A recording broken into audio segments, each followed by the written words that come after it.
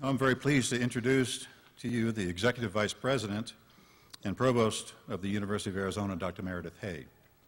Dr. Hay began work at the U of A last April, and man, has it been one heck of a whirlwind of a year for her and all the rest of us. We're very proud of her leadership, and thank you for that, Meredith. Dr. Hay came to the University of Arizona from the University of Iowa, where she served as Vice President for Research. And in that job, Dr. Hay provided central leadership for all the university's research, scholarly activity, and creative programs. Please join me in welcoming Dr. Meredith Hay.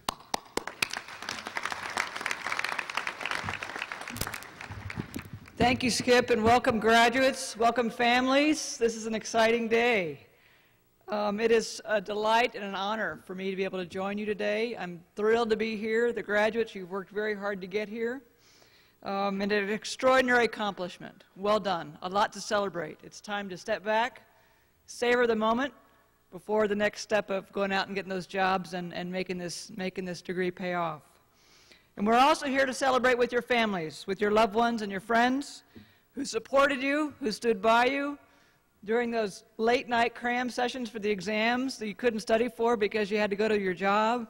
Or those papers you just couldn't get written because you had so many other things to do. And I'd like all the graduates now to stand up, turn around, and give your friends and family a congratulations. Stand up, turn around, and thank the people behind you. Thank you for everything they've done. Wave and thank. There you go.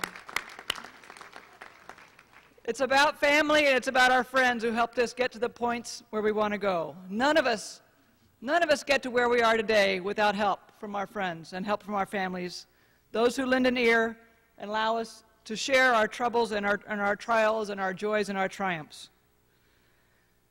And I also know, like so many commencement celebration, this day marks both an end and a beginning.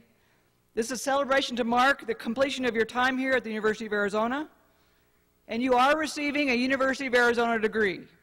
And you will be assured that your degree will open doors of opportunity for you throughout the rest of your life. I also want to say to many of the young people in the audience, I see a lot of youngsters out here in the audience and out here, all of you, you need to be ready to come to the University of Arizona. You need to study hard so you can be up here getting your degree as well, right? You want to be a Wildcat too, you need to study hard wherever you are. If you want to be a nurse or a doctor or a teacher, or a fireman, you need to study hard so you can come and be a Wildcat like these folks up here. That's a little digression, but that's what it's all about.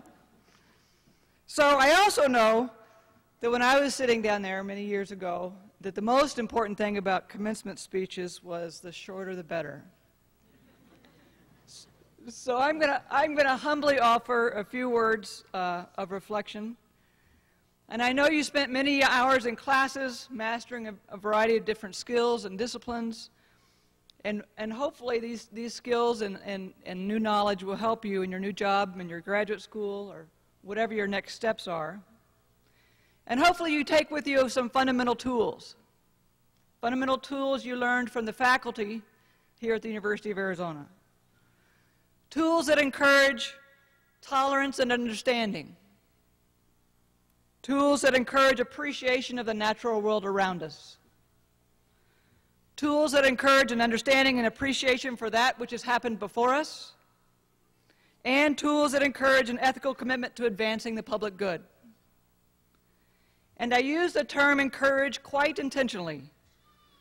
After all, what is education but a structured environment to encourage others to learn? And I use the word encourage too because it contains the word courage, and quite literally means to inspire with courage. Because what good are tools that help us learn to reach tolerance and understanding if we don't have the courage to use them? And how does appreciation of the natural world around us do us any good if we don't have the courage to act on that appreciation? And how does it help to understand history if we don't have the courage to learn from it? And what's the value of commitment to advancing public good if we don't have the courage to step forward? As college students, you should always remember that you are members of a very privileged minority in a world where there are billions of people who are illiterate educated people such as yourselves have a moral obligation to serve others. Always do everything you can to help. Always contribute in some way to create a more peaceful world. In the words of Cesar Chavez, we cannot seek achievement for ourselves and forget about progress and prosperity of our communities.